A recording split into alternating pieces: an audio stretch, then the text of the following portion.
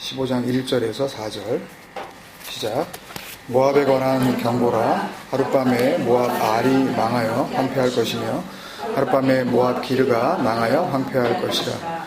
그들은 바윗과 디본 산당에 올라가서 울며 모압은 느보와 메드바를 위하여 통곡하는도다. 그들이 각각 머리카락을 밀고 각각 수염을 깎았으며 거리에서는 굵은 배로 몸을 동하였으며 지붕과 넓은 곳에서는 각기 애통하여 심히 울며 헤스본과 엘르알레는 부르짖으며 그들의 소리는 야하스까지 들리니 그러므로 모압의 군사들이 크게 부르짖으며 그들의 혼이 속에서 떠는도다. 아멘. 네, 모압의 교만 바드라는 제목으로 같이 말씀드리겠습니다. 이사야서 15장 16장은 모압에 대한 하나님의 말씀이 연속적으로 이어지고 있습니다. 그 말씀의 내용을 보면 15장에 하신 그 말씀이 그 콘텍스트가 그대로 16장에서 다시 더욱 강조되거나 15장에서 보여주시는 하나님의 결정이, 모압에 대한 결정이 어떤 근거를 가지고 내리신 결정인지를 16장에서 확증해 주시는 말씀으로 이렇게 이어가고 있으시기 때문에 이 두 장은 따로 띄어서 보지 않고 오늘 한 번에 같이 보려고 하는 겁니다. 이미 작년 이야기가 돼가지고 그 기억이 잘 나실지는 모르겠지만 이사야 13장과 14장 말씀에서 우리가 봤듯이 하나님께서 그 전례를 찾아볼 수 없을 정도의 극도의 분노를 퍼부으셨고 또 일말의 자비도 베풀 수 없다고 하셨던 그 대상들, 그 사람들, 바벨과 그 바벨에 속한 사람들, 그리고 그들의 머리가 된 그들의 생명이죠. 결국은 그들을 다스리는 그 바벨의 왕, 그것들은 전부 역사상의 그 바벨을 직접적으로 가리키고 있는 것이 아니었고 그 바벨을 빗대어서 그 바벨, 말이 혼잡해진 하나님께서 주시는 그 나바르의 진리의 말이 따로 있는데 그 말이, 그 하나님의 진리가 진리로 받아들여지지 못하는, 생명이 되지 못하는 그 뒤죽박죽 되어져 버린 그 바벨들, 그런 당시의 이스라엘 사람들과 뿐만 아니라 이 말씀을 통하여서 오고 오는 모든 세대 속에서 바벨된 세상 모든 인간들을 향하여 하시고 있었던 말씀이었던 것처럼 오늘 이사야 15장과 16장 두 장에 걸쳐서 바벨에게 경고하셨던 똑같은 그 마사, 최후 통첩과도 같은 그 마사의 경고를 받고 있는 이 모압도, 모압이라는 그 민족, 그 혈통을 받은 사람들, 그러니까 그 시작은 창세기 19장에서 나오죠. 그러니까 소돔과 고모라의 그 물리적인 멸망 가운데서 가까스로 살아나온 그 아브라함의 조카 롯, 그리고 그 아내는 소금 기둥이 되었지만 살아남은 그 두 딸이 아버지에게서, 아버지와 동침하고 그 큰딸이, 특히 큰딸이 낳은 아들 이름이 모압이었죠. 모아부, 아부, 민아부, from the father, 그런 뜻이에요. 그 아버지로부터 어떻게 해서든지 그 생명을, 수단과 방법을 가리지 않고 그게 무슨 방법이 되었든지 간에 생명을 내가 받아내고야 말겠다라는 인간적인 노력이죠. 그 아버지로부터 모압 민족의 시조가 된 거예요. 그 혈통이에요. 그리고 또 이 모압은 지리적으로 보면 지난번 그 요한복음 말씀에서 나사로의 그 위독한 그 상태의 그 소식을 접했을 때 예수님께서 계셨던 그 요단강 동편, 건너편 베레아 지방이라 그랬죠. 그 남쪽 지방에 그 터전을 두고 살고 있었던 민족이 모압이에요. 그러나 오늘 말씀은 그 혈통적, 지리적 모압에 국한된 말씀이 아닙니다. 앞으로도 그렇습니다. 이제 17장, 18장, 19장 20장, 21장 계속해서 이스라엘이나 유다가 아닌 다메섹, 이사야 7장에서 우리가 봤었던 아람의 수도죠.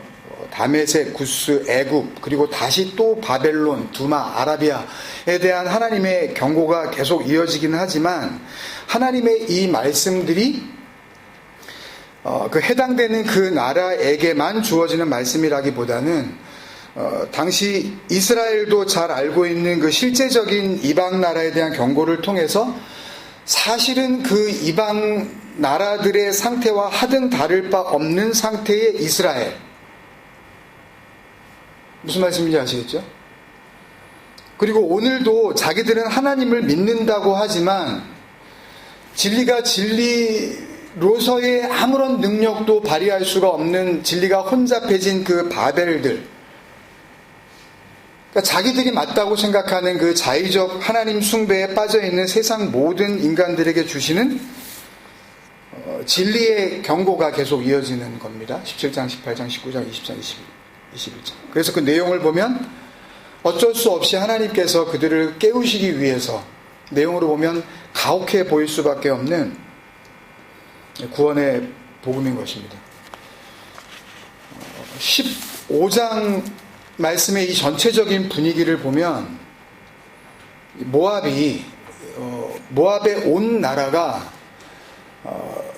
종교적으로 보나 그들의 일반적인 생활로 보나 모든 면에서 감당하기가 굉장히 어려울 정도의 당혹스러운 죽음과 멸망이 확정되었다는 말씀. 1절에도 하룻밤에 모압이 이렇게 망하여 황폐할 것이고 하룻밤에 모압 기르가 망하여, 이런 말이 나오는 거잖아요.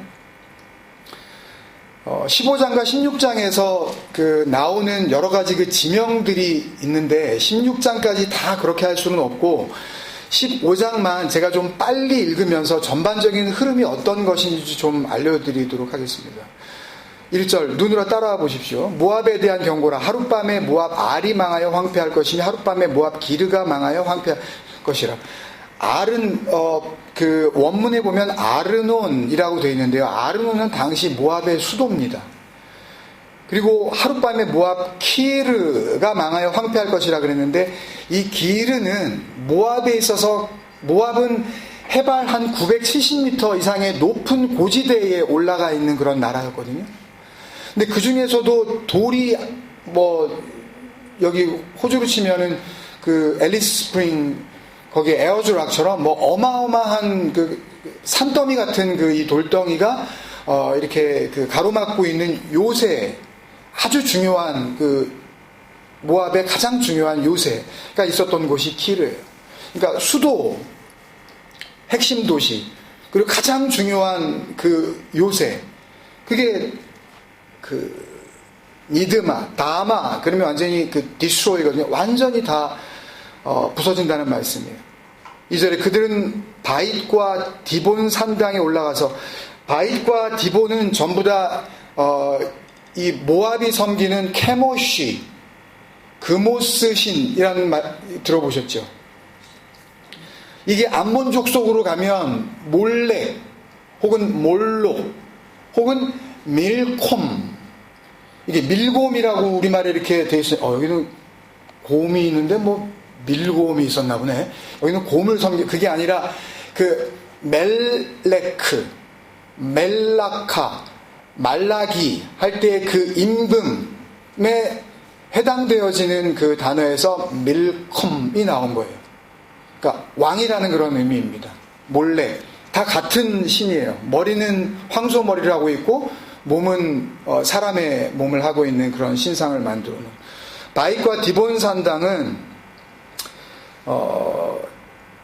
여호수아 13장에 보면 이렇게 12지파가 전부 이 가나안 땅에 기업을 분배하는 기록이 나오는데 그 가운데에서 장자죠. 루벤 지파의 땅을 분배할 때에 거기에 나오는 지명이 바잇과 디본이라는 지명이 나옵니다. 하여튼 바잇과 디본은 모압의 대표적인 산당이 있는 장소예요. 거기에 올라가서 우는 겁니다. 종교적인 한탄이죠. 자기들의 신에게 간구하면서 지금 수도도 완전히 초토화됐고 우리의 요새도 완전히 하룻밤 사이에 다 무너져 내렸고, 올라가서 울며 모압은 느보와 메드바를 위하여 통곡하는 곳도다. 느보는 아시죠? 40여 년 동안 이스라엘을 출애굽시키고 또 광야에서 이끌어왔었던 하나님의 사람 모세가 가나안 땅에 들어가지는 못하고 가나안 땅을 바라볼 수 있게만 해주시기 위하여서 하나님께서 모세를 이끌고 올라가셨던 그 산 이름이 느보죠. 신명기 34장 1절에 나오죠.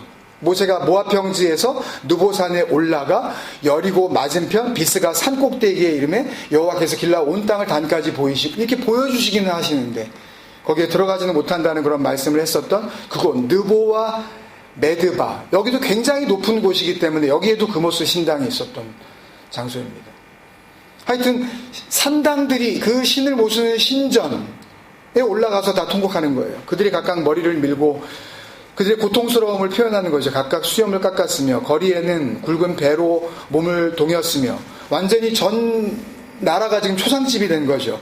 지붕과 넓은 곳에서는 각기 애통하며 심히 울며. 상상을 해보세요 한번. 온 집마다 지붕에 올라가서 애통하고 통곡하면서 우는 겁니다. 헤스본과 엘르알레는 부르짖으며, 헤스본과 엘르알레는 모압에서 가장 북쪽에 있는 도시입니다. 전국 방방곡곡에 모든 슬픔이 닥칠 것이다라는 것을 갖다가 말씀하시기 위해서 이렇게 하고 있는 거예요. 그들의 소리는 야하스까지 들리리니, 야하스는 민수기 21장에 보면 이스라엘 백성들이 이제 가나안 땅을 향하여 이제 가기 위하여서 광야에 들어서면서 에돔 족속이 있었던 땅, 이런 이 아모리 족속이 있었던 땅, 이 땅들을 통과해서 가야 되는데, 통과할 때마다 그쪽 왕들에게 미리 가서 우리가 그 땅을 좀 조용히 통과만 하게 해달라고 이렇게 부탁을 하죠. 그때 아모리 족속의 그 땅을 통과하려고 이스라엘이 아모리 왕 시온에게 들어가서 그냥 우린 조용히 통과만 할 테니까 허락을 해달라고 그랬을 때 허락하지 아니하고 아모리 왕 시온이 광야로 쫓아 나와서 이스라엘을 공격한 그곳이 야하스입니다. 지리적으로 보면 이 모압의 가장 최북단이었던 헤스본과 엘르알레에서 남쪽 한 15km 정도까지 떨어져 있었던 곳이에요. 15km 북쪽에서 울부짖는 그 울음소리가 어떻게 15km 남쪽에서 들릴 수가 있겠습니까? 과장된 표현이지만 그만큼 전국이 슬픔과 죽음의 애통에 휩싸였다는 거죠. 그러므로 모압의 군사들이 크게 부르짖으며 그들의 혼이 속에서 떠는도다. 내 마음이 모압을 위하여 부르짖는도다. 그 피난민들은 소알 아시죠? 아까 창세기 19장에서 롯의 가족이 이제 그 소돔의 하나님의 멸망을 피해서 도망간 작은 도시, 거기가 소알이었죠. 그 뒤에 나오는 에글라 슬리시아, 모압의 아주 작은 마을들입니다. 소알, 여기서 사울이 나온 건데 결국은 굉장히 작다, very little이라는 그런 뜻입니다. 아주 작은 소도시까지 울음소리가 들리는 거예요. 루잇 비탈길은 그 수도 아까 1절에서 나왔었던 그 아르논, 거기에서 지금 이 소알로 가는 그 길목에 있는 경사진 높은 길이에요. 루잇 비탈길로 올라가며 수도에서 쫓겨나서 이제 작은 도시로 지금 도망을 가는 겁니다. 거기에 호로나임 길에서 패망을 부르짖는데요. 호르 그러면 구멍이에요. 동굴, 케이브입니다. 거기는 동굴이 많았기 때문에 호로나임, 이중동굴이라는 그런 뜻인데 동굴이 많았었나 봐요. 그래서 호로나임이라고 지명을 붙인 거예요. 동굴이 많아서 붙여진 이름이니까 피난할 동굴이 많았다는 그런 의미죠. 동굴이 있는 곳으로 도망하는 겁니다. 집 다 놔두고. 호로나임께서 패망을 부르짖으니 6절에 니무림 물이 마르고 니무라, 복수형이 니무림입니다. 니무라는 그 뜻이 그냥 클리어 워터예요. 맑은 물. 얼마나 맑은 물이 많이 흘렀으면 그게 니무림이 됐겠습니까? 아주 많은 맑은 물들이 있었던 곳이에요. 광야에 있었던 유일한 굉장한 규모의 오아시스죠. 맑은 물이 넘쳐나는 그 모압의 중요한 오아시스에 물이 마르고 풀이 시들었으며 연한 풀이 말라 청정한 것이 없음이로다. 사람만 죽은 게 아니에요. 물도 말랐어요. 얼마나 맑았으면 이름 자체를 니무림이라고 불렀었던 그 맑은 물 넘쳐났던 그곳이 물이 말랐어요. 7절에 그러므로 그들이 얻은 재물과 쌓았던 것을 가지고 버드나무 시내를 건너리니, 이 나할 하 아라빔이라는 이름을 갖다가 버드나무 시내라고 번역은 했지만, 이 나할 하 아라빔이라는 이 이름은 사실은 모압에서 가장 남쪽에, 그 밑에는 에돔 족속이 삽니다. 이제 에돔 족속이 있는 그 땅으로 피난해서 도망가는 거예요. 자기들이 살고 있는 땅은 더 이상 살 수 없는 땅이 돼버린 겁니다. 거기에 있다가는 다 죽게 생겼어요.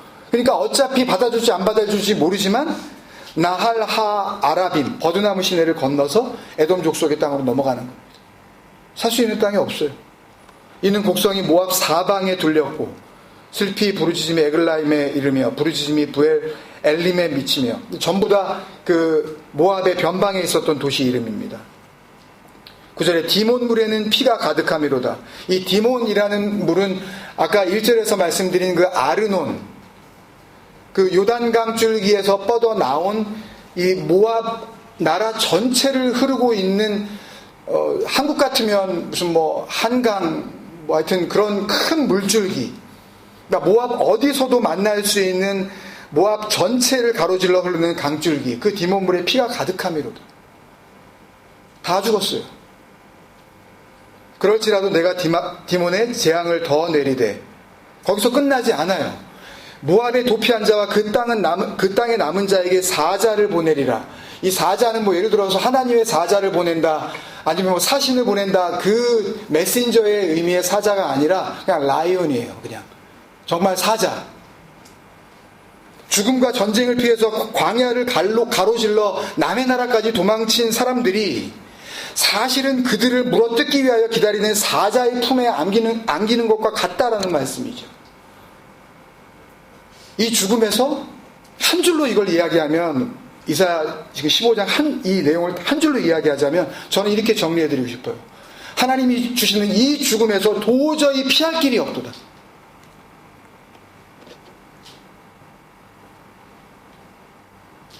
모압의 온 나라가. 근데 보세요, 여러분. 근데 이렇게 하시는 이유가 뭔지에 대해서는 전혀 언급하시지 않고 있어요. 물론 사실 단어 하나하나 조금 깊이 파 들어가 보면 알 수 있는 근거가 있기는 하지만 그냥 표면적으로 봐서는 잘 눈에 띄지 않아요. 더 큰 그림이 있기 때문에 이 부분은 그냥 넘어가려고 합니다. 앞선 13장, 14장 바벨에 대한 말씀에서도 그랬어요. 13장에서는 밑도 끝도 없이 처음부터 끝까지 아무런 이유도 얘기하지 아니하시고 애고 어른이고 여자고 부녀자고 갓난아기고 할 것 없이 바벨에 속한 모든 생명을 잔혹하게 내가 죽여버리겠다는 말밖에 안 하셔요.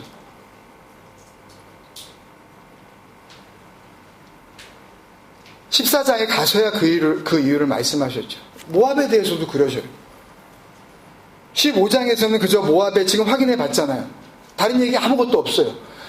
모압 온 나라가 완전히 초상집 된다는 얘기만 하셔요. 사방이 곡소리예요. 도대체 모압이 뭐길래? 그리고 16장에 가서야 그 이유를 말씀하시는데요. 그것도 분량으로 보면 한두 절밖에는 되지 않아요. 또 죽음에 대한 이야기예요.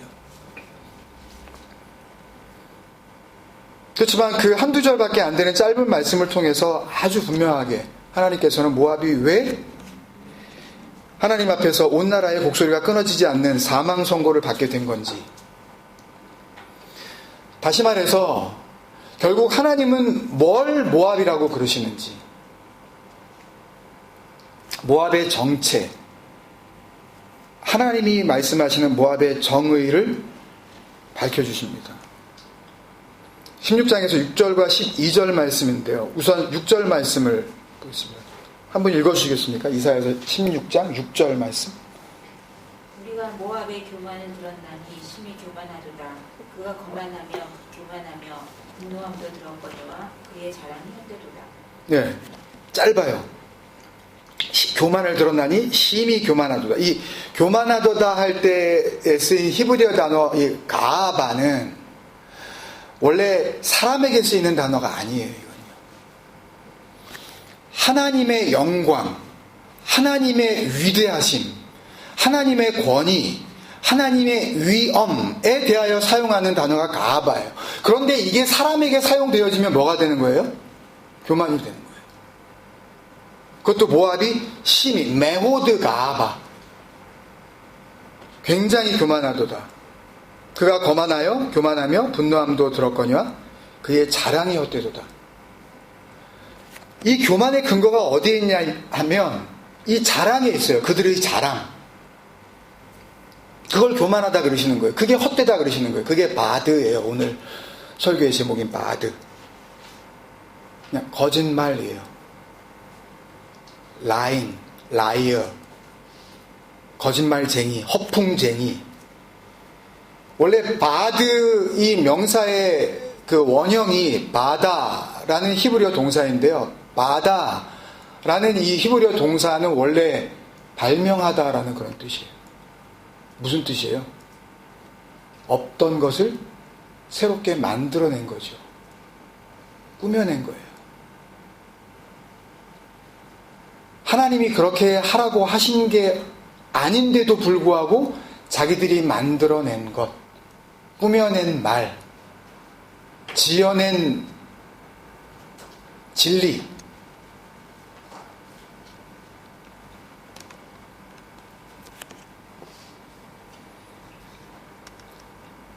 거짓말,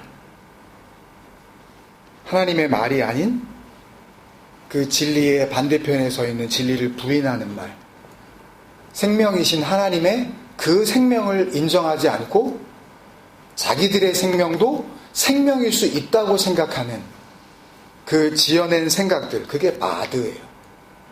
그들의 자랑이 헛되도다.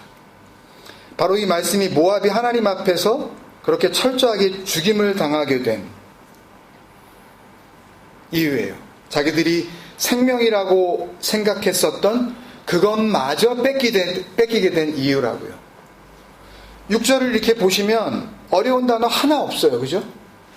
그냥 이해가 되죠. 그런데 문제는 지금 이 말씀을 그냥 우리말로 그대로 읽고 이해하고 받아들이면 어떻게 될까요? 아, 정말 하나님은 우리의 교만을 엄청 싫어하시는구나. 하나님 앞에서 겸손해야 되겠네. 그죠? 맞아. 잠언인가 어디에도 그런 말씀이 있었어. 교만은 패망의 선봉이요, 거만한 마음은 넘어짐의 앞잡이라고. 그래, 모압이 심판받은 이유도 교만이고, 그래서 신약에 들어와서도 야고보서에도 그런 말이 있잖아. 뭐가 있어요?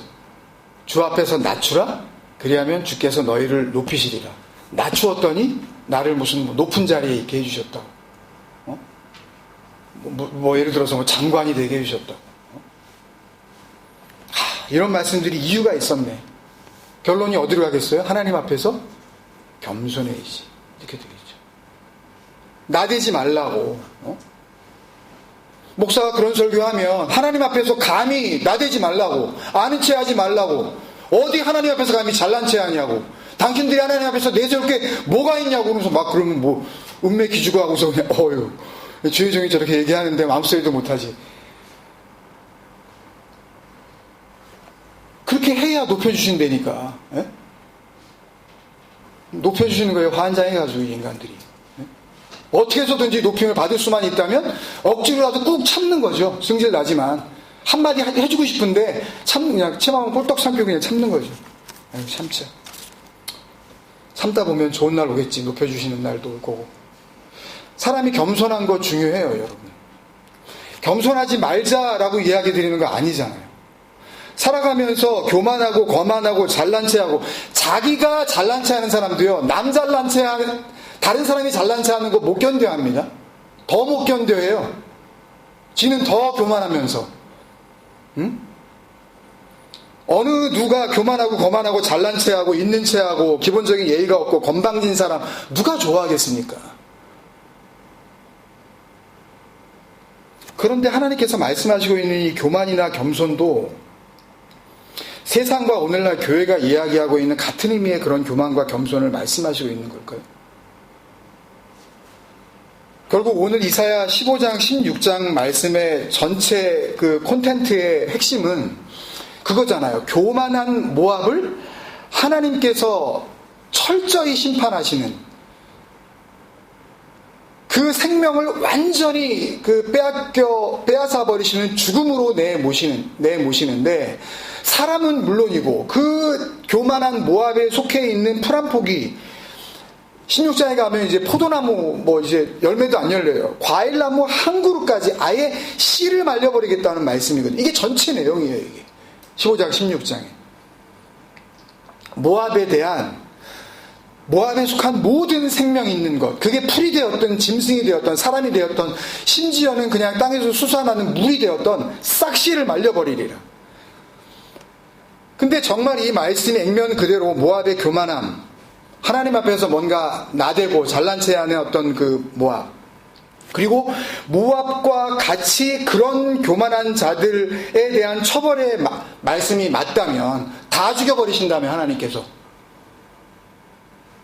하룻밤 사이에 다 하나님께서 죽여버리신다고 지금 분명히 말씀하셨으니까, 하나님께서 괜히 허풍쟁이가 아니신 게 맞다면, 그러면 우리가 알고 있는 교만한 사람들요, 그러니까 내 기준에서 말고 정말 객관적으로 누가 보더라도 교만한 사람들, 이 세상에 한 사람도 남아있으면 안 돼요.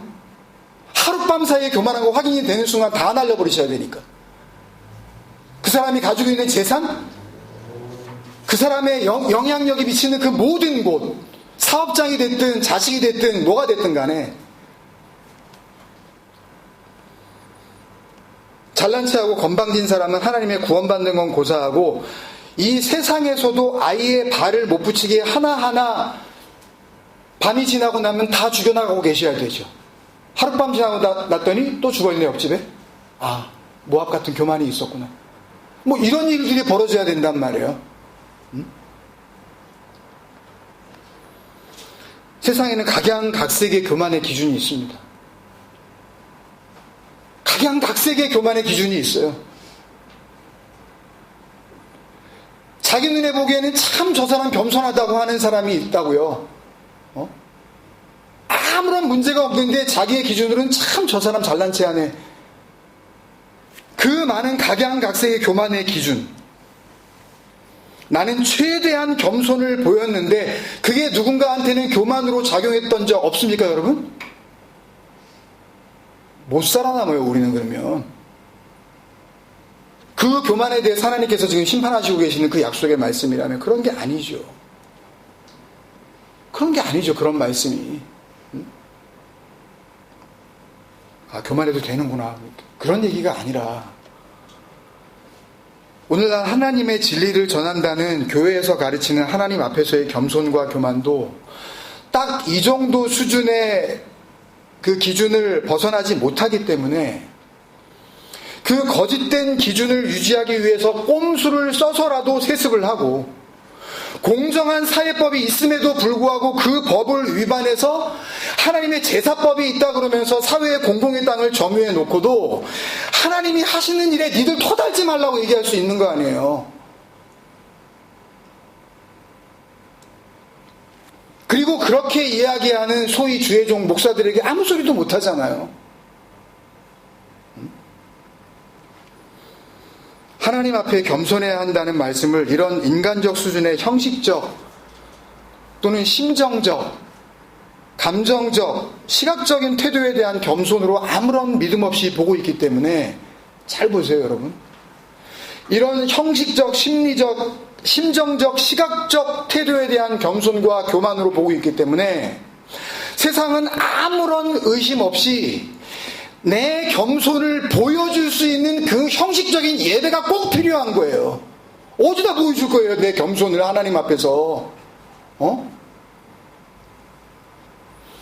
그 예배가 있어야 내 겸손이 하나님 앞에 드러나기 때문에 머리를 조아리고 눈물을 흘리고,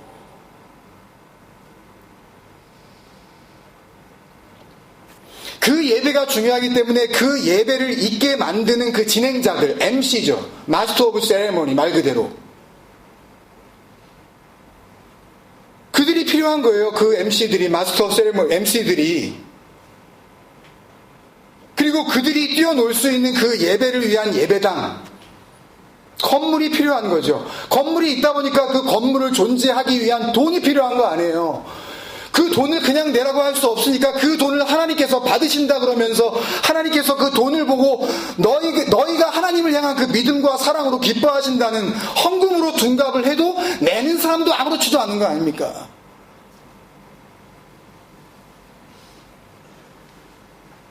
모압의 문제는 그렇게 간단한 문제가 아니에요. 하나님이 그렇게 무능한 존재세요. 전지전능하시다며 모든 것을 다 알고 모든 곳에 다 있고,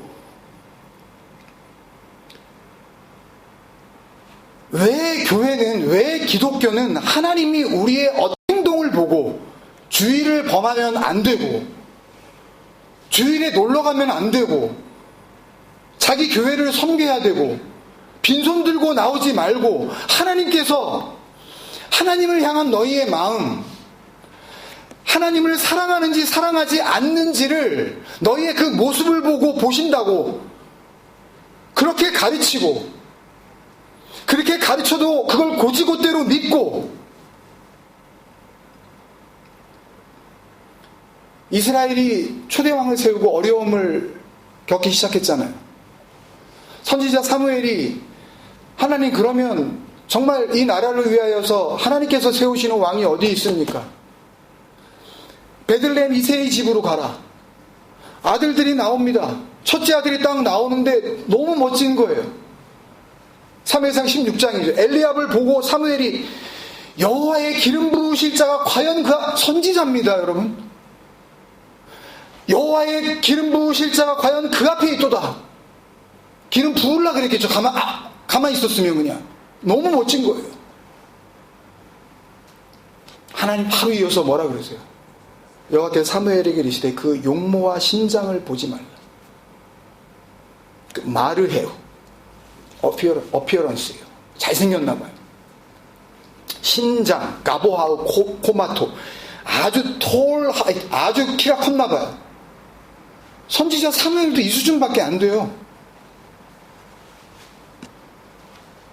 하나님이 그러시는 거예요. 내가 이미 그를 버렸노라. 그 사람을 미워해서 그런 게 아니에요. 뭘 보시는 거예요, 하나님께서는요? 나의 보는 것은 사람과 같지 아니하니. 근데 왜 교회는 하나님도 우리가 보는 것처럼 똑같이 본다고 왜 가르치냐고요? 나의 보는 것은 사람과 같지 아니하니. 사람은 외모를 보거니와 나 여호와는 그 생명을 본다. 그 중심을 본다. 왜 너무 분명한 이 말씀을 왜 외면하냔 말이에요.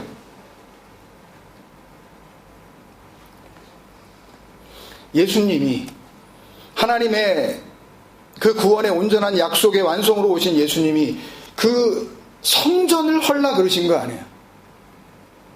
그 예루살렘 성전은, 예수님이 헐어버리라고 하신 그 성전은, 거기에서는 매일 상번제로 아침저로 반복되는 희생제사가 있었습니다. 끊임없는 예배가 있었어요. 수만 갤런의 피가 쏟아져 나오는 수만 마리의 희생 제물과 또 그것들을 기쁘게 받으신다고 믿는, 그러니까 그걸 잡죠. 하나님 앞에서 몸과 마음을 최대한 정결하게 하고 겸손한 모습으로 예배드리고 있는 사람들로 가득 찼던 곳이 성전 아닙니까, 여러분? 이스라엘에서 예루살렘 성전보다 더 거룩하고 더 겸손한 사람들로 가득 찬 곳이 있으면 나와보라 그래요. 오늘날 교회가 그 사람들보다 더 정결했다고요?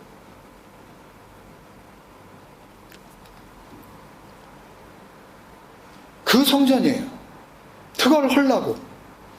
그게 헐려야 너희들이 보는 그 보이는 소망, 너희들이 붙잡고 있는 눈에 보이는 그 소망, 그걸 헐라고. 그래야 뭐가 세워진다고?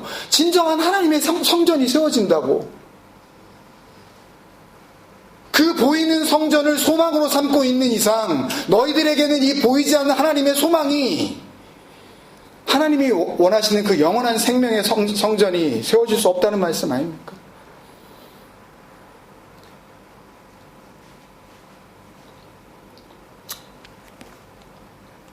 요한계시록에 있는 말씀이죠.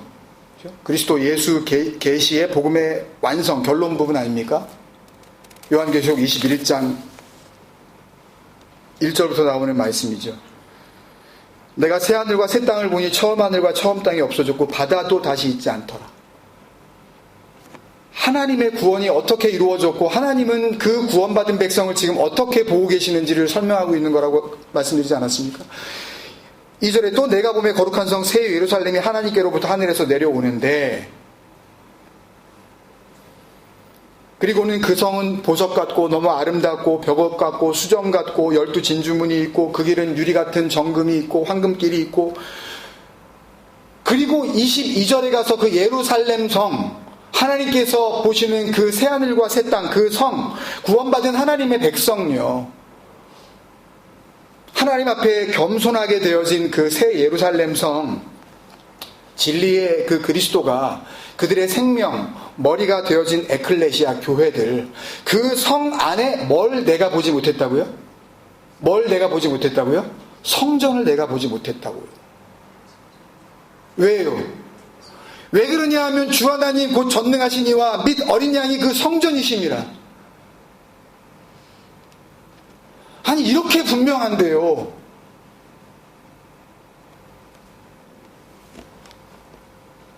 요한계시록 그리스도 예수에 계신 복음의 완성, 이 안에서 성전은 어린 양 예수 그리스도, 전능하신 하나님 말고는 존재하지 않는 거예요. 예배를 받으시는 곳이 없다고요, 더 이상. 그런데 섬겨야 할 교회가 있다고요? 내 목숨 바쳐서 끝까지 지켜야 할 교회 지키세요.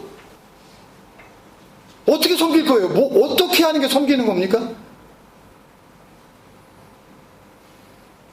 나 뭘 섬긴다는 건지 모르겠어 도대체요. 거기 겸손을 떠는 겁니다. 타페이노 프로시네, 골로새서 2장 23절에서 그 자의적 숭배, 겸손한 채 하는 거, 그 탐심, 에피뚜미아, 자기가 만든 구원의 길, 에델로드 레스케이아, 자기들이 만들어 놓은 하나님 이렇게 예배 받으시는 거 맞죠? 라고 교회를 만들고 성전을 만들어 놓고서 싹싹 빌면서 하나님 기쁘시죠? 헌금을 넉넉하게 드리니까 섭섭지 않으시지요? 내가 이렇게 하나님을 향하여 전심을 다하니까 하나님 흐뭇하시지요?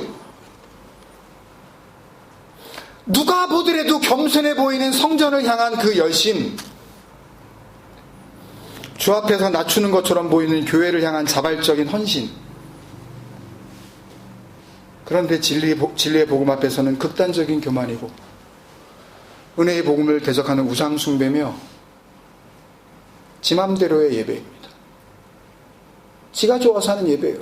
지가 좋으니까. 그렇게 진리의 반대편에 서 있어서 하나님을 섬긴다고 하기 때문에, 그래서 반대편에 서 있다고 디아볼로스, 잘못된 말을 가지고 있는, 그게 마귀입니다. 사타나스, an opponent죠. 그냥 상대방이에요.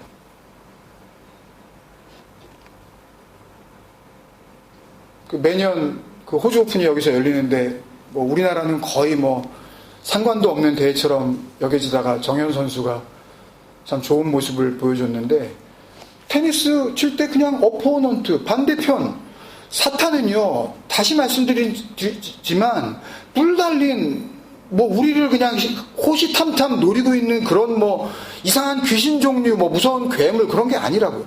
그런 의미도 없어요. 마귀라고 번역한 이게 마자, 귀자, 이게 뭐 들어가다 보니까 어우 마귀, 사탄, 뭐 어딘지 모르겠지만 뭔가 마귀가 유혹해서 죄를 진다고요? 아니에요.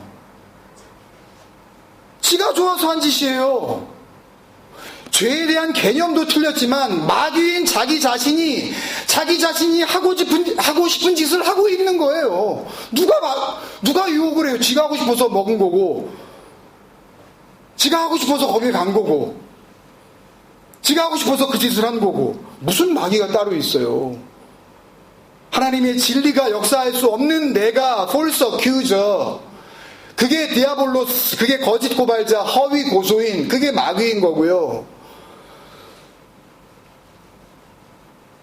그들이 그러는 거예요. 하나님 말씀이 잘못된 거 아니에요. 내가 교회 가서 예배 드리겠다는데, 내가 정성을 다해서 예배를 드리겠다는데 당신이 나한테 뭐라 그러냐고, 내 진심을 몰라주는 거 아니냐고 라고 하고 있는 거 아닙니까?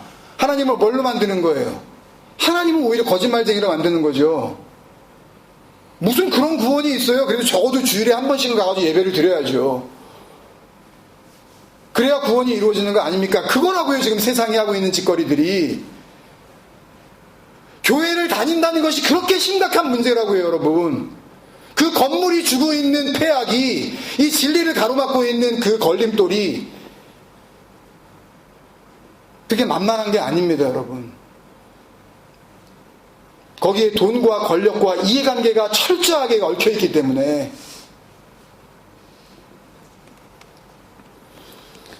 진리의 복음을 자의적 복음으로밖에는 못 보니까 그 복음의 반대편에 서서 열심을 내고 있는 너. 이런 겸손을 떨면 하나님이 기뻐하시지 않을까? 하나님과 그 하나님의 생명 안에 하나 되지 못했기 때문에 자기들의 육신의 이 목숨이 무슨 생명이나 되는 줄 알고 그 생명을 가지고 열심을 내고 겸손한 채 하면서 눈물을 빼고 1시간, 2시간씩 철야와 금식을 하면서 그렇게 하는 것이 무슨 구원의 근거가 될 거라고 의심 없이 무조건 믿고 있는 너. 성전에 나가 앉아있는 게, 산당에 올라가서 제사를 드리는 게, 교회에 나가서 하나님을 사랑합니다 라고 고백하는 게 어떻게 사탄이고 마귀일 수 있냐고 반박하고 있는 너. 그게 모압이에요. 하나님의 죽음의 판결을 피할 수 없는 교만한 존재. 그것도 그냥 교만함이 아니라 메오드 가하바. 심각한 교만함이에요. 우리가 모압의 교만을 들었나니 심히 교만하도다. 내용을 보면요, 12절에 그 답이 있는데요, 하나도 교만하지 않아요.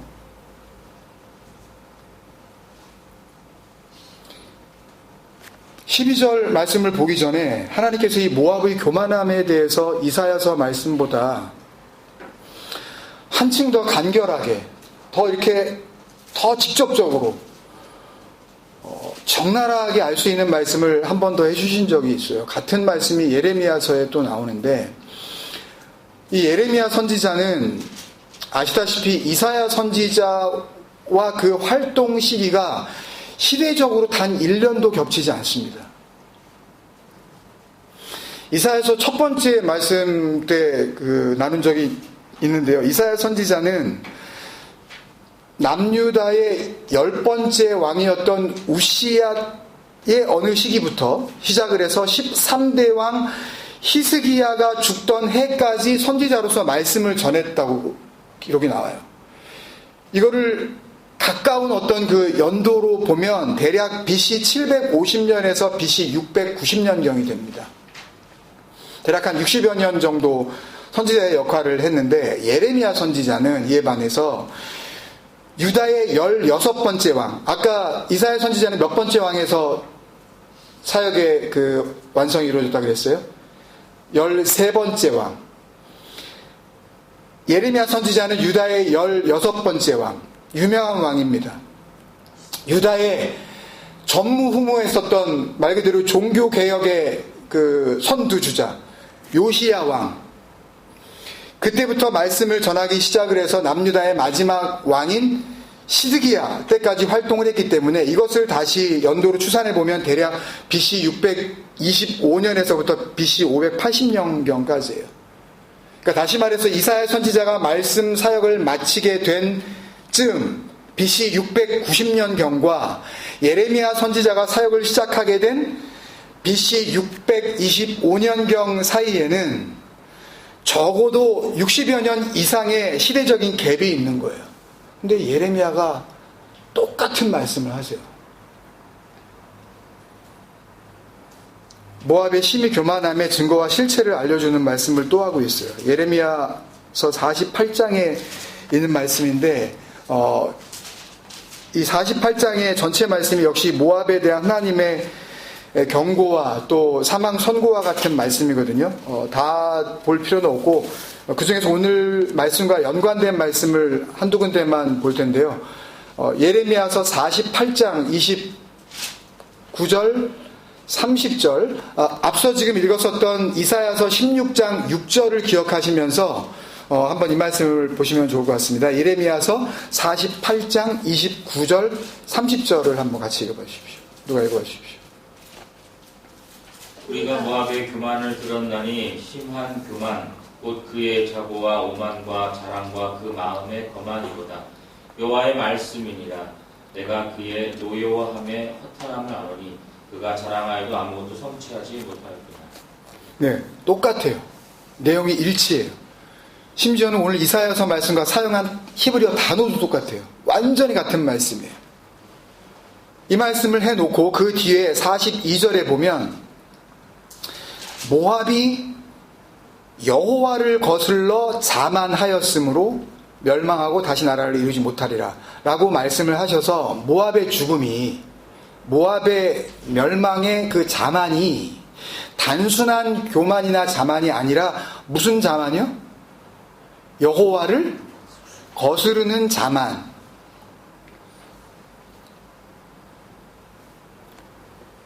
이라는 사실을 분명히 하시고 있어요. 그러면 다시 여기서 여호와를 거스르는 자만은 뭘까요? 이 자만이 바로 오늘 이사야서 15장 16장에서 모압이 전국적인 사망의 나라로 전락하게 된 이유란 말이에요. 과연 어떤 자만이길래 여호와를 거스르는 자만이 그런 죽음을 몰고 온 걸까요? 오늘날 우리에게 적용하자면 교회 안 다니는 게 여호와를 거스리는 걸까요? 저 어떻게 하나님 앞에 심판받으려고 저렇게 교회도 안 다니고 건방을 떠나 여호와를 거스리는 걸까요? 주일에 교회 나가서 앉아서 그 한두 시간의 그 예배를 소위 주일 성수를 안 하는 게 여호와를 거스르는 걸까요? 내라는 11조와 헌금을 안 낸다든지 혹은 내면서도 속으로 아까워한다든지 계산적으로 그렇게 헌금을 하는 게 여호와를 거스르는 걸까요? 그 중간에 35절에 보면 그 자만의 내용을 아주 심플하게 하나님께서 적어놓으셨어요. 누가 읽어봐 주시겠습니까? 35절. 여호와의 말씀이라.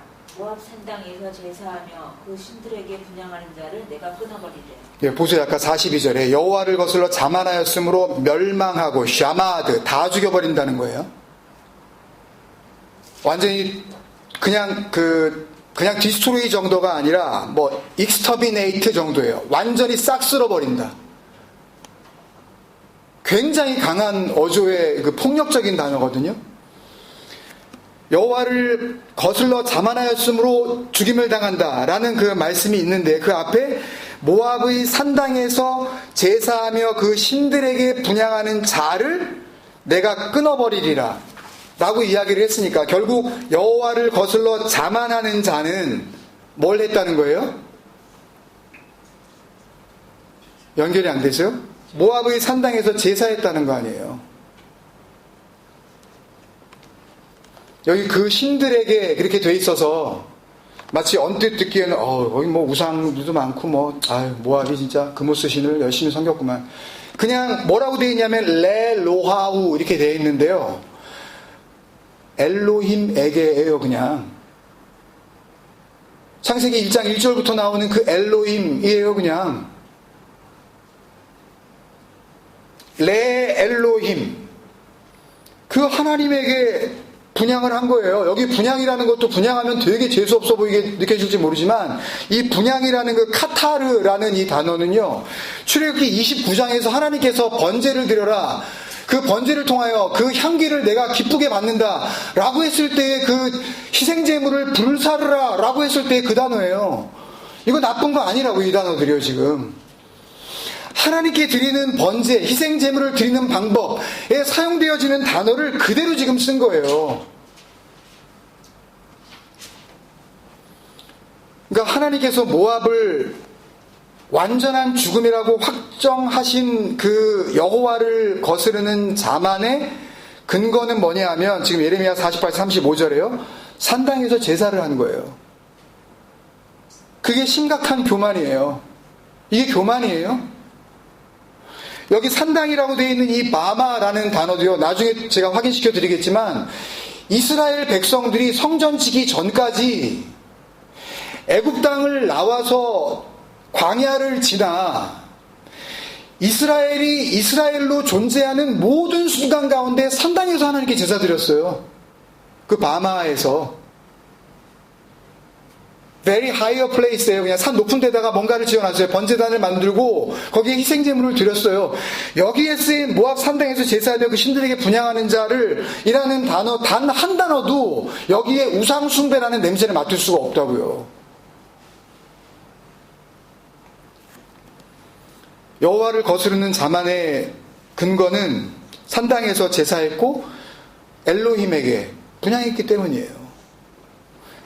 여기까지만 보면 뭐 일반적으로 그렇게 생각하실 거예요.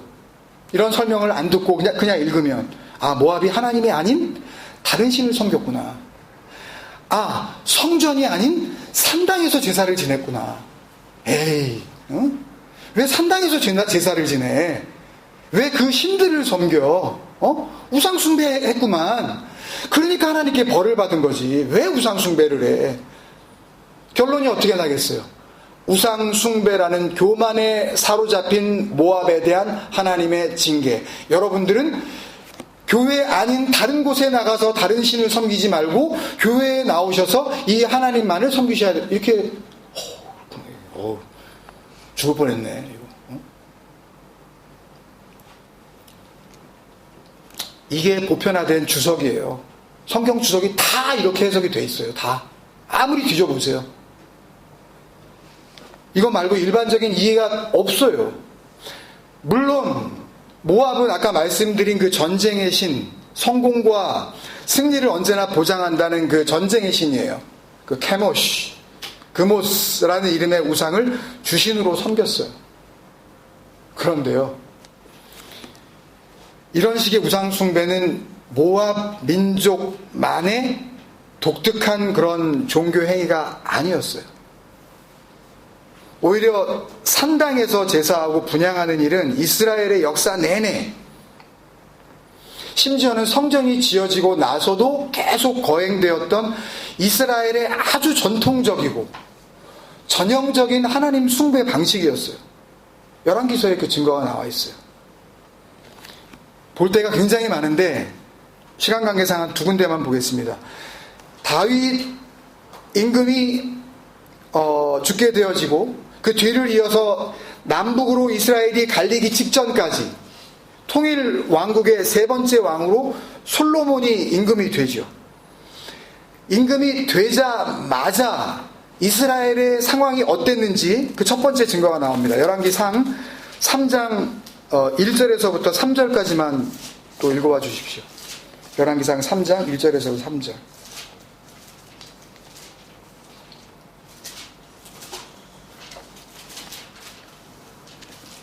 열왕기상 없으세요?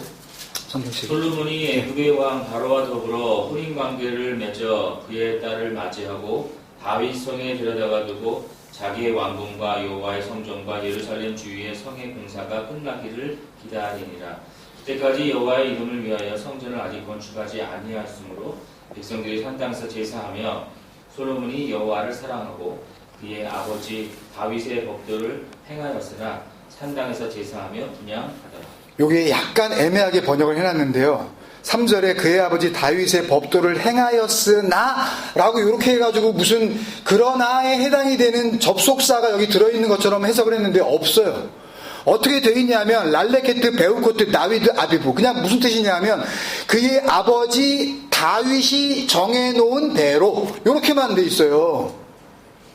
뭐 법도를 행하였으나 이렇게 해가지고 뭐 다윗은 그렇게 안 한 것 같은데 솔로몬은 뭐 산당에서 제사라고 그냥 뭔가 여기에 좀 낌새가 안 좋네 이렇게 해놨는데 그렇지 않아요.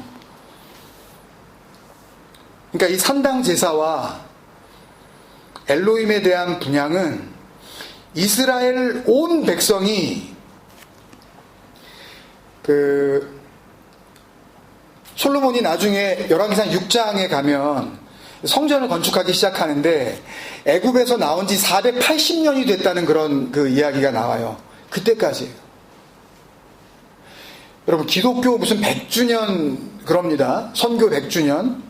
1885년인가 틀릴 수는 있지만 언더우드 선교사가 미국 장로교에서 보낸 그분이 이제 들어와서 그 포교를 하기 시작한 것을 그때를 이제 기독교가 들어온 첫 번째 시기로 봐서 우리나라 한국의 기독교가 전례가 된 지 이제 100년이 넘었다는 거죠. 100년 한 30년이 지났는데도 교회를 못 버려요. 이게 정통이라 그러죠. 정통이라 그럽니다. 480년이에요. 웃기지 말라 그래요. 이스라엘이 이거 버릴 수 있겠어요? 산당 제사를요? 하나님을 480년 동안 이렇게 섬겨오면 480년이에요. 나중에 또 우리가 확인하겠지만 330년을 또 더합니다, 이제. 그리고 나 끝나지 않아요. 예수님 말씀처럼 정말 이 성전을 헐라 그랬을 때 나중에 예수님 십자가 사건 이후에 정말 로마에 의해서 예루살렘 성전이 다 초토화되죠. 남은 서쪽에 한 벽이 하나 있는데 그 벽을 붙들고 다윗의 그 강대국이었었던 통일왕국의 영광을 다시 재현하여 주옵소서. 그거 붙잡고 우는 게 그 통곡의 벽 된 거 아닙니까? 무너져도 붙잡는 게 인간이에요. 무너져도. 어떻게 못 말려요, 이거. 보이는 소망에 대해서 그 소속감을 갖고 싶어서 어쩔 줄 몰라 하는 그 음란한 마음을 손댈 방법이 없어요. 어디 기웃거리면서 어디 속할 데가 없나, 어디 끼일 데가 없나.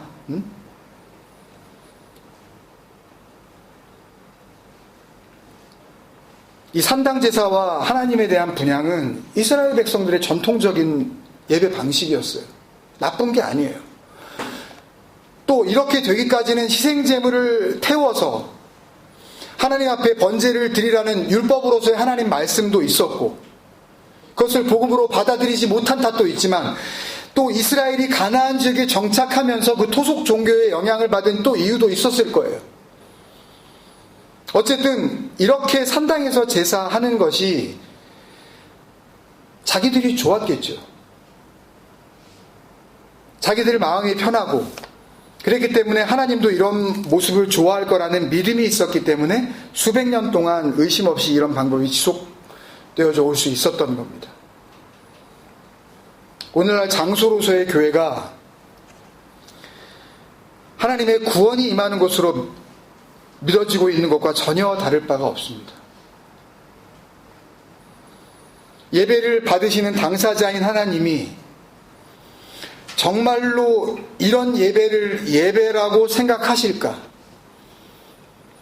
하나님께서 예수 그리스도의 핏값을 주고 사신 교회라는 것이 정말 이 건물일까? 일요일에는 적어도 딴 데 가지 말고 겸손하게 내가 가지고 있는 옷 중에서 가장 깨끗한 옷 정결하게 입고 예배당에 나와 하나님, 제가 주님 앞에 나와 있습니다. 이렇게 앉아 있으면 이것을 주 앞에서 낮추는 거라고 정말 하나님께서 보실까? 그러니까 이런 가장 중요한 하나님의 생각, 하나님의 의견에 대해서는 아예 관심이 없지요. 그래서 자의적 숭배고 우상 숭배입니다. 하나님을 자기들 수준에 끌어다 놓고 그 하나님을 그렇게 숭배해도 얼마든지 하나님께서 그런 예배를 받으실 거라고 믿는 극단적인 교만입니다.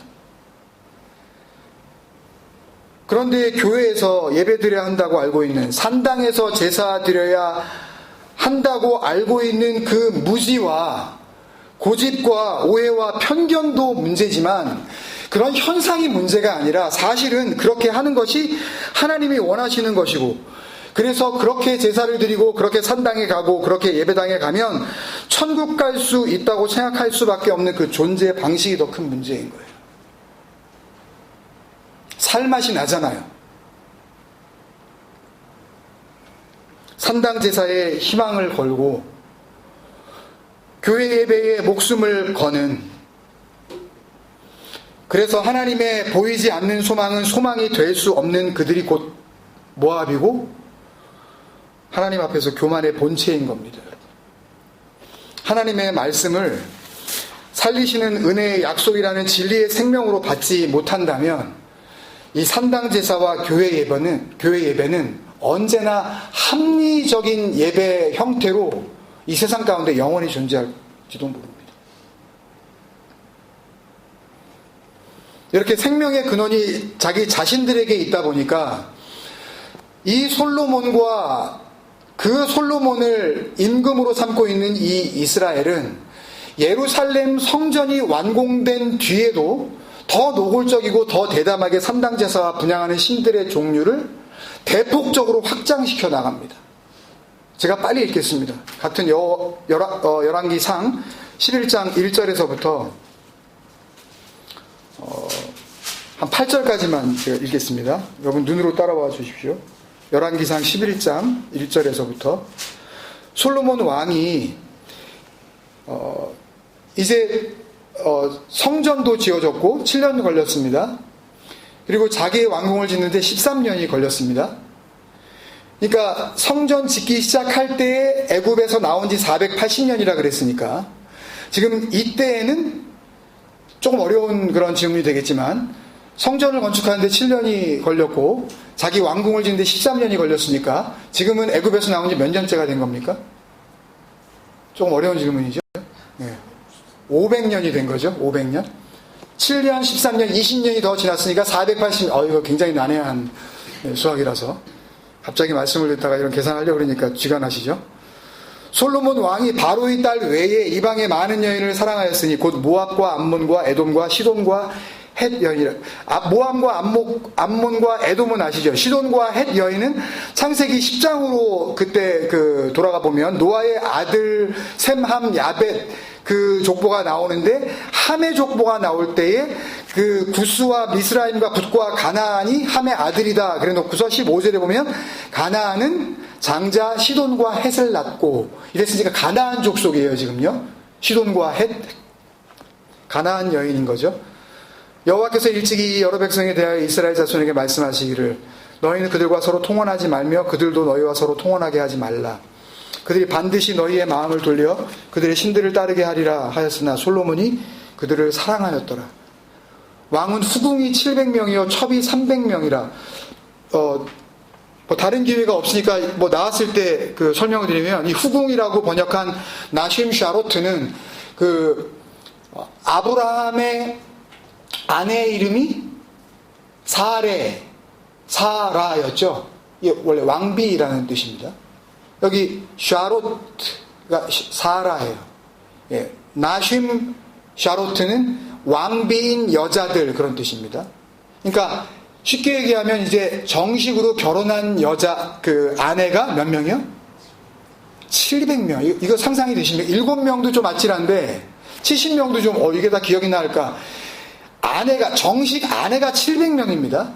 여기 첩이라고 그랬는데 필레게쉬라는 히브리어 단어인데요.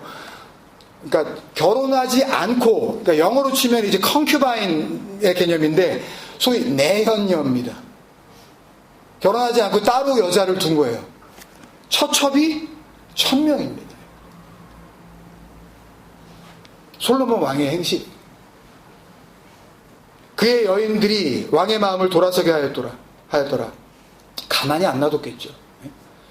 솔로몬의 나이가 많을 때 그의 여인들이 그의 마음을 돌려 다른 신들을 따르게 하였으므로 왕의 마음이 그의 아버지 다윗의 마음과 같지 아니하여 그의 하나님 여호와 앞에 온전하지 못하였으니. 여러분, 솔로몬이 하나님과 사실상 거의 직접 대면하다시피 한 2번이나 대면하다시피 한 그런 유일한 왕 아닙니까? 하나님이 말씀하시고 그 말씀을 들었었던. 이는 시돈 사람의 여신 아스다롯을 따르고 암몬 사람의 가증한 밀콤, 그거예요. 아까 말씀드린 밀곰을 따름이라. 솔로몬이 여호와의 눈앞에서 악을 행하여 그의 아버지 다윗이 여호와를 온전히 따름같이 따르지 아니하고 모압에 가증한 케모시 그모스를 위하여 예루살렘 앞 산당에 성전 바로 앞에 산당을 지었어요. 또 암몬 자손이 가증한 몰록을 위하여 그와 같이 하였으며 예루살렘 곳곳에 산당과 우상의 신상들이 다 들어온 겁니다. 그가 또 그의 이방 여인들을 위하여 다 그와 같이 한지라. 만약에 700명이 각기 나라가 다르진 않았겠지만 만약에 달랐다면 700개의 우상, 1000개의 신상들이 있는 거예요. 다 해준 거예요. 너 네 것도 만들어줘? 그래 만들어주지.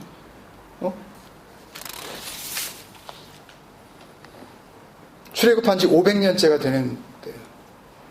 대략적으로 연도로 치면 BC 944년, 945년경입니다. 그리고 나중에 한번 읽어보세요.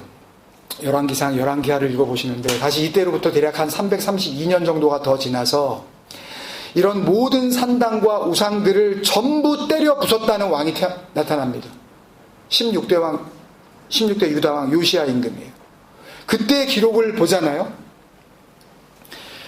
그러면 남유다 전역에 어마어마한 숫자의 산당이 있었던 것은 물론이고 심지어는 예루살렘 성전 안에 바알 신상과 아세라 신상이 들어와 있었어요. 바알은 풍요의 신이에요. 아세라는 다산의 여신이에요. 거기다가 1월 성신을, 이 별자리를 보면서, 달을 보면서, 해를 보면서 경배하는 제사장들이 아예 성전 안에 살림을 차렸어요. 거기다가 심지어는 성전 한가운데에 그 아세라 바알 신을 흥분시키는 남창의 집까지 있었다고 기록이 나와 있어요. 그거 때려 부쉈다는 이야기가 나와요. 이게 예루살렘 성전의 현실이에요. 뭘 섬긴 거예요? 자기들이 원하는 대로 그냥 다 갖다 집어넣은 거예요.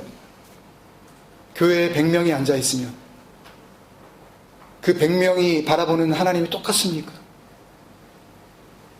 누구는 병 고치는 하나님을 바라고, 누구는 사업 잘 되기를 바라고, 누구는 애들 결혼 잘 되기를 바라고, 전부 각각이 역사하는 하나님, 누구는 뭐 축구 이기기를 바라고, 심지어는 올림픽에 메달 따기를 바라고, 수백 개의 하나님이 그 안에 있는 겁니다. 그럴 수밖에 없는 거예요. 진리가 없기 때문에. 이스라엘이 출애굽한 지 800년이 넘는 세월입니다. 열왕기상 12장도 보세요, 여러분. 북이스라엘 초대 임금 여로보암이 남유다의 사람들을 뺏기지 않으려고 베델과 단에다가 나름대로 성전을 짓고 금송아지 2개를 만들어 하나씩 세우고는 뭐라 그럽니까? 이스라엘아, 들으라. 너희가 다시는 예루살렘에 올라갈 필요가 없다. 왜? 여기에 너희 하나님이 계시는 성전이 여기에 있다. 너희의 하나님이 있으니 이 금송아지가 너희를 애굽에서 인도하여 낸 너희의 여호와다. 사람들이 가요, 베델로요. 거기 가서 예배 드려요, 금송아지 앞에서요. 눈에 보이니까 속 시원하죠, 그냥. 눈에 보이니까. 자유케 하시는 하나님의 말씀을 먼저 받은 거예요.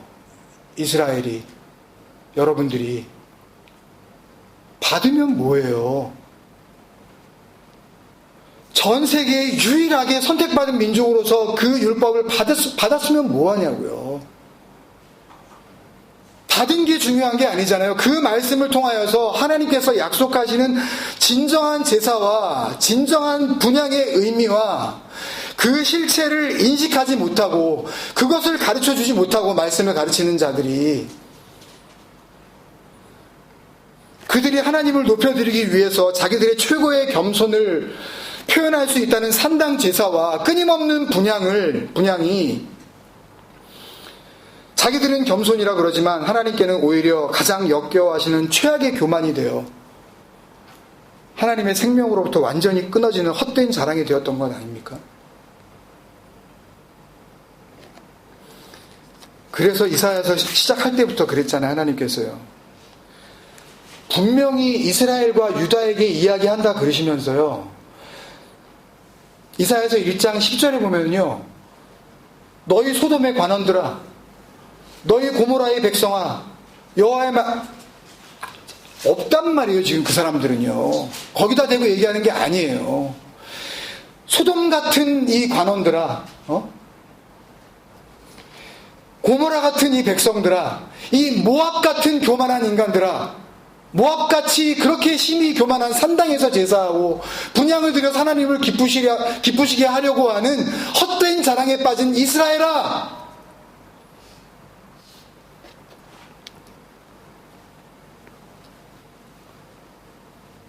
그리고 이어서 그러시잖아요.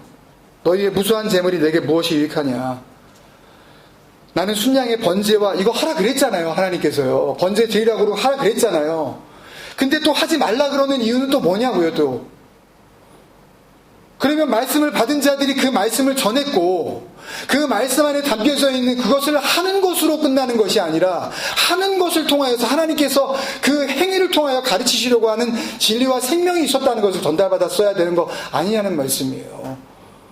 주일날 예배 드리는 것으로 평생 그렇게 살다 것으로 만족하고 갈 것이 아니라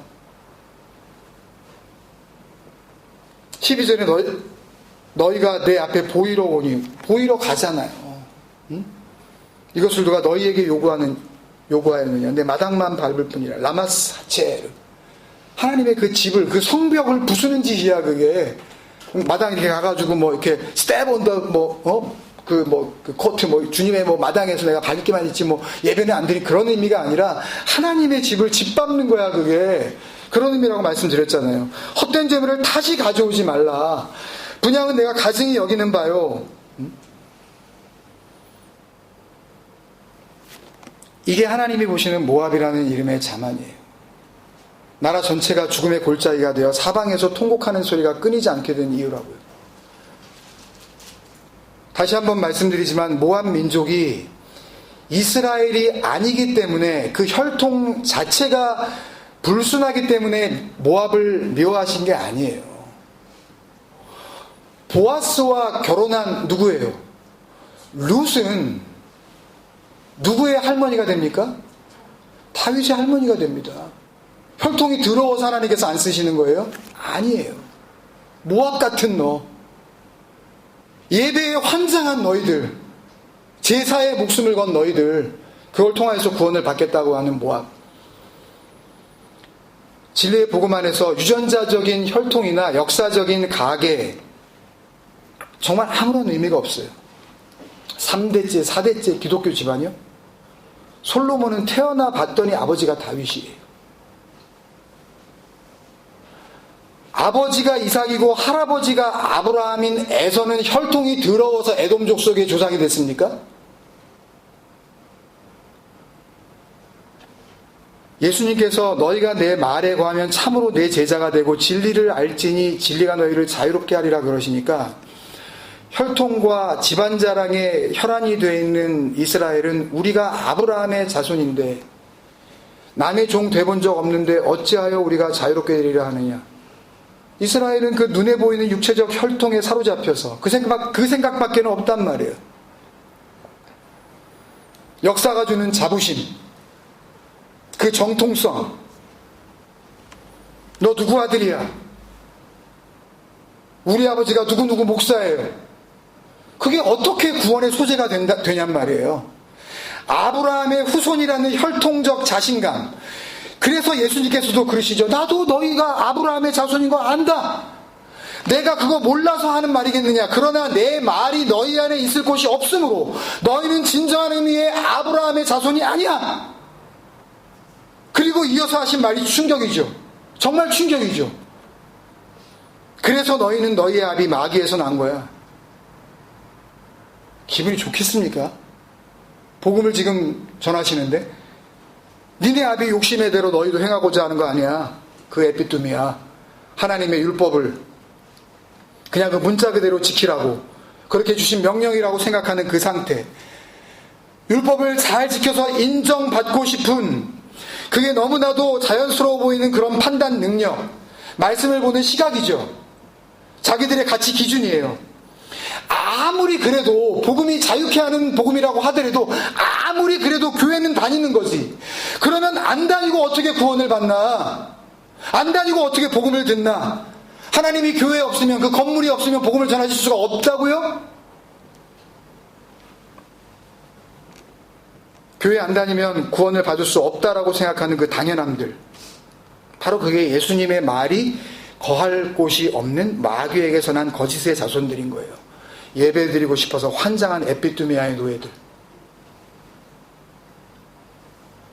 자기의 겸손함을 어떻게 해서든지 보이고 싶어서 이 보이는 예배와 보이는 교회에서 벗어나면 큰일 나는 줄 아는 거죠. 불안할 수밖에 없죠. 존재 자체가 그거니까. 보이는 것만 바라보면서 살아가니까. 하는 기도도 보이는 것을 위한 기도요. 바라보는 소망도 보이는 것을 위한 소망이기 때문에 보이는 소망과 보이는 교회, 보여지는 말씀의 결론이 아니면 다른 걸 붙잡을 수가 없는 거예요. 불안하니까. 그래서 이 심히 교만함의 실체인 모압들은요, 이 산당 제사와 분양의 목숨을 건 이 열심 때문에 하나님 앞에 사망의 심판을 받으면서도 어디로 가겠습니까? 자기들의 생명이 산당에 걸려있다는 생각 때문에 끝끝내 그 산당과 그 산당을 향한 애착을 버릴 수가 없어서 그곳으로 돌아갑니다. 그게 이사야서 16장 12절 말씀이에요. 같이 한번 읽겠습니다, 여러분. 시작. 모압이 그 산당에서 피곤하도록 봉사하며 자기 성소에 나아가서 기도할지라도 소용없으리로다. 죽어도 산당을 못 버려요. 죽는데 산당과 함께 죽어요. 산당에서 피곤하도록 봉사하며, 이거 피곤하도록이라고 번역한 히브리어 동사 이 라아는요, 이 닐르아 라아라는 동사는요, 원래 죽도록 애쓰다라는 그런 동사예요. 그냥 피곤하도록 교회에서 봉사했더니 좀 오늘 피곤한데, 그게 아니라 죽기까지 애쓰는 거예요.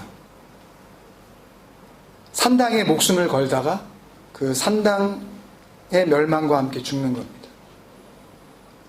그리고 그들은 그 산당을 하나님의 거룩한 곳이라고 믿어 의심치 않아요. 그래서 기도를 하더라도 어디 가서 기도해요? 거기 가서 기도해요.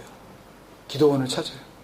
그냥 기도하면은 기도가 잘 안 먹힐 줄 알고 거기 가서 기도빨이 안 쓴다고. 그러면 더 잘 들어주실 것 같은 거죠. 그러나 하나님 지금 말씀하시잖아요. 자기 성소에 나아가서, 네가 거룩하다고 생각하는 거기에 나아가서 그렇게 기도할지라도 로 유칼, 이 야콜이라는 히브리어 동사는 그냥 be able이에요. No be able, not able. 기도해도 안 된다. 빌어도 소용없다. 간구해도 안 먹힌다는 거예요. 어떻게 먹히겠어요? 그런 기도가, 그런 간구가. 여러분, 모압에 흐르는 아르논 강이 핏물로 흘러내립니다. 얼마나 무서웠겠어요. 뭐 그런 걸 안 당해보셨으니까 못 느끼시겠지만 한번 눈앞에서 생각해 보세요. 우리 눈앞에 흐르는 야라강이 핏물이 돼서 흘린다고 한번 생각해 보십시오. 거기에 갔더니 내가 언제 죽을지는 몰라요. 모압에 속한 전국이 죽음에 휩싸인다고 하나님께서 말씀하시는데 실제로 사람들이 죽어 떨어져 나가고 있는데 얼마나 두려웠겠어요. 그래서 겸손한 마음으로 산당에 올라간 거예요. 뭐가 교만해요? 얼마나 겸손해요? 겸손하기 짝이 없죠. 고난받을 때에 성전에 나아간 거라고요. 뭐가 교만하냐고요. 고통받을 때 이 죽음만을 아버지 피하게 해달라고 철야로 기도한 거예요. 불 피워놓고 분향 드리면서. 뭐가 교만하냐고요.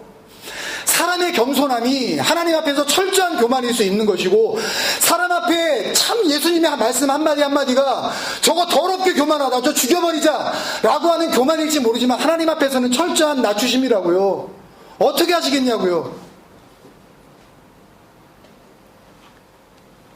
이러면 이럴수록 하나님 앞에 돌이킬 수 없는 최악의 교만이라는 걸 알려줘도 듣지를 않아요. 선지자를 통해서. 65년이 지나서 또 예레미야 선지자가 말해야 되는 그런 상황이 오는 거 아닙니까? 그러면 모압이 그때 다 안 죽었나 보네? 말만 그러시지 진짜로 죽이지는 않으시나 보지? 말씀을 이런 식으로 생각하시면 안 됩니다. 하나님이 보시는 그 생명과 죽음은 우리가 생각하는 그 생명과 죽음이 아니라니까요. 요시야 왕 때 잠깐 부서졌었던 그 산당과 우상들은요, 바로 그 다음 왕인 여호와 아하스 왕 때부터 다시 복원이 됩니다. 유다의 마지막 왕, 절망적으로 자기의 두 눈이 뽑혀서 바벨론에 끌려갔었던 그 시드기야 때까지 예루살렘을 삥 둘러서 다시 재건이 됩니다. 못 버려요. 교회가 무너질 것 같습니까, 여러분? 누군가는 개혁하려고 덤벼들어서 몇 개 깨부술 수 있겠죠. 놀라운 부활의 능력을 가지고 다시 일어설 겁니다. 산당을 부쉈느냐 안 부쉈느냐, 교회를 다니느냐 안 다니느냐, 헌금을 내느냐 안 내느냐, 11조에 대해서 더 이상 내가 미련을 두느냐 안 두느냐, 그 우상들을 다 뽀개 버렸느냐 아니냐는 중요하지 않다니까요, 여러분. 그런 현상은 아무런 의미가 없다니까요. 교회를 다니고 안 다니는 거는 의미가 없어요. 그래놓고서 자기 집에서 가정예배를 드려요. 여기가 교회라고. 그리고서 몇 사람 모여가지고 야외에서 드리면서 이게 교회라고 또 그러고 뭐가 다르냐고요, 그게요. 다시 말씀드리지만 저희는 그냥 말씀을 전하고 나누는 것 뿐이지 이건 교회도 아니고 예배도 아니라는 거 분명히 해둡니다, 진짜. 말씀만 듣고 그 말씀과 함께 나머지 우리에게 남아있는 이 육신의 생명 가운데 나에게 주시는 하나님의 그 살리심, 그 은혜, 그 믿음 품고 살다가 주님께서 이 육신의 끝날을 우리에게 구할 때 그때 영원한 생명 안에서 다시 한번 주님을 만나 뵙는 겁니다. 이건 아무것도 아니에요. 말씀이 중요한 거지. 만약에 이런 산당이나 우상이 아니고 정통성을 인정받은 세계적인 교회, 전 세계 하나밖에 없는 그 예루살렘 성전, 율법의 한 치의 오차도 없이 성경적으로 드리는 그 제사법, 그거에 따라서 하나님을 섬겼으면 하나님께서 잘하고 있어 니네 계속 그렇게 라고 하시고 문제가 없었던 걸까요? 똑같아요, 여러분. 그 성전과 그 제사법이 정말로 복음과 진리와 은혜와 생명의 길이었다면 아까 말씀드린 대로 예수님께서 너희가 이 성전을 헐라 내가 사흘 동안에 일으키리라 이런 말씀 하시면 안 돼요. 무슨 폭력배예요? 그 사람들이 그러잖아요.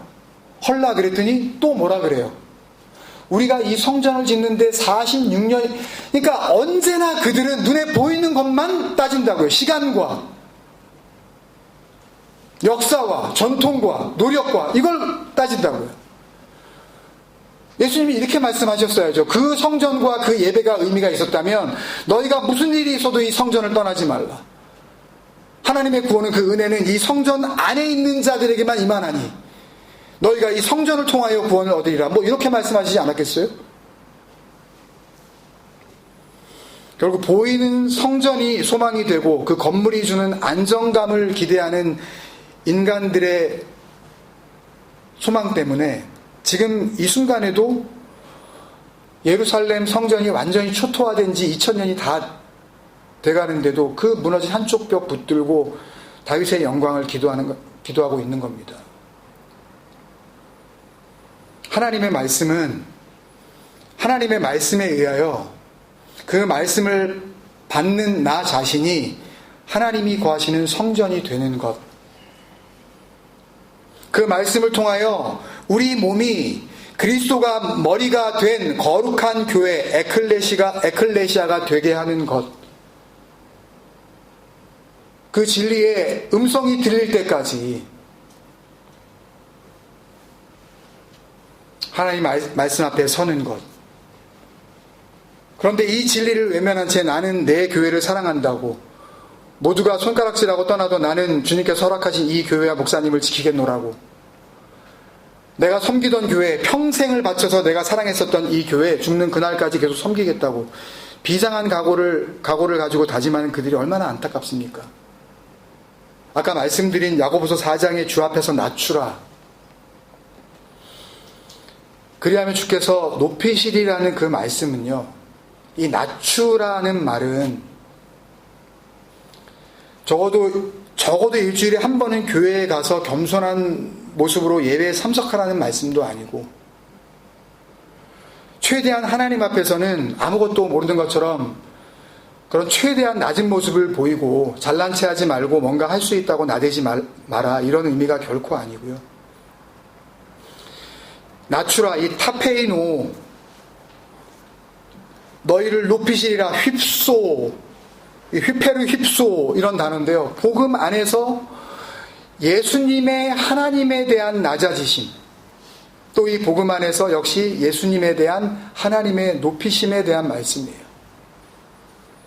그래서 이 낮춤과 높이심을 가장 명확하게 알 수 있도록 해주신 복음이 빌립보서 2장에 나오는 우리가 잘 아는 말씀, 너희 안에 이 마음을 품으라 로 시작되어지는 그 말씀이에요.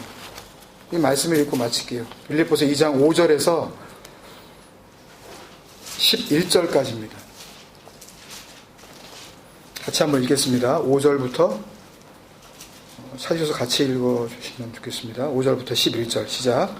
너희 안에 이 마음을 품으라. 곧 그리스도 예수의 마음이 그는 근본 하나님의 본체시라. 하나님과 동등됨을 취할 것으로 여기지 아니하시고 오히려 자기를 비워 종의 형체를 가지사 사람들과 같이 드셨고 사람의 모양으로 나타나사 자기를 낮추시고 죽기까지 복종하셨으니 곧 십자가에 죽으심이라.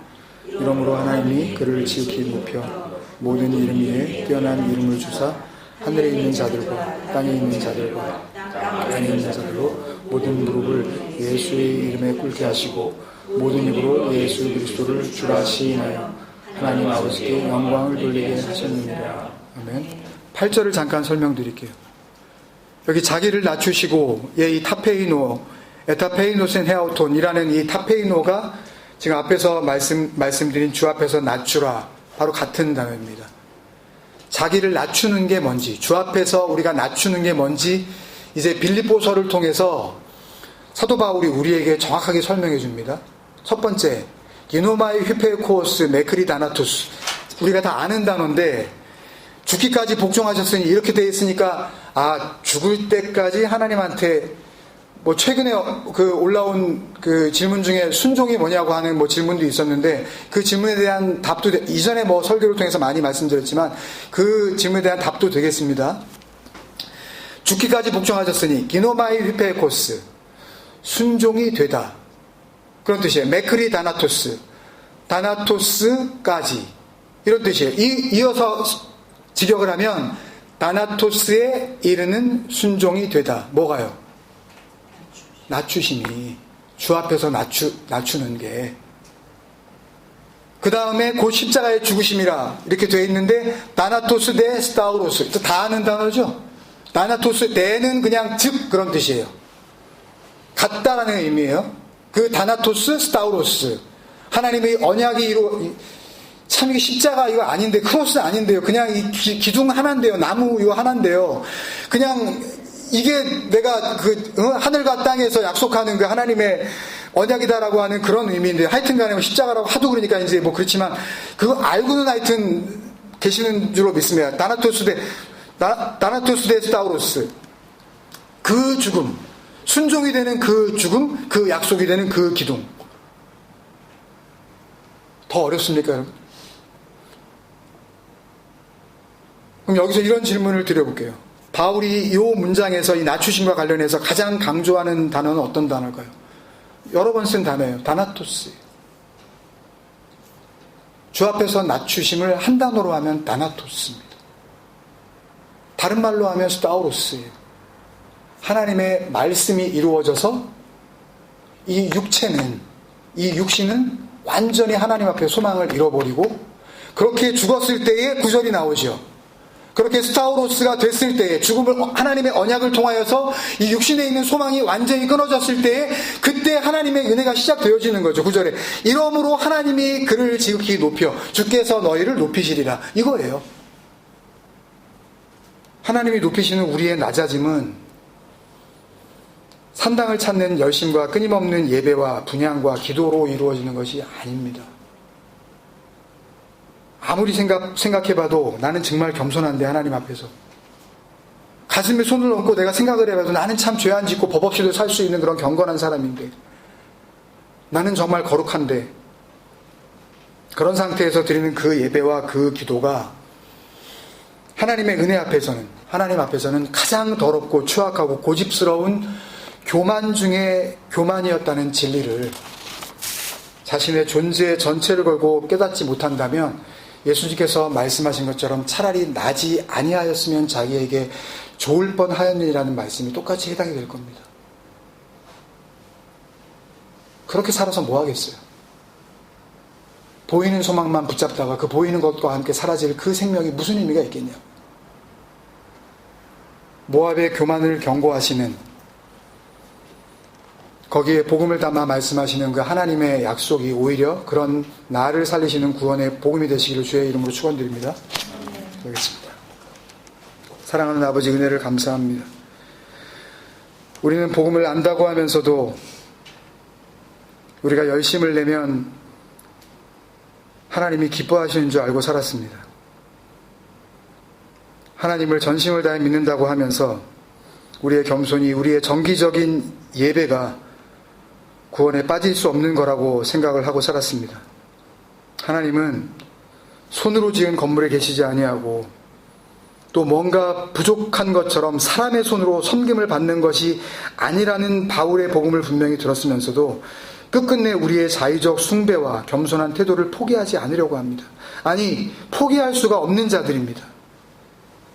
오늘 모압에 대한 이 말씀이 이런 자들에게 역사하심으로 말미암아 그 지독한 죽음의 교만을 깨뜨리시는 강력한 구원의 능력이 되게 하여 주시옵소서. 주 앞에서 낮추심의 증거가 되어주신 예수님의 이름으로 감사하며 기도합니다.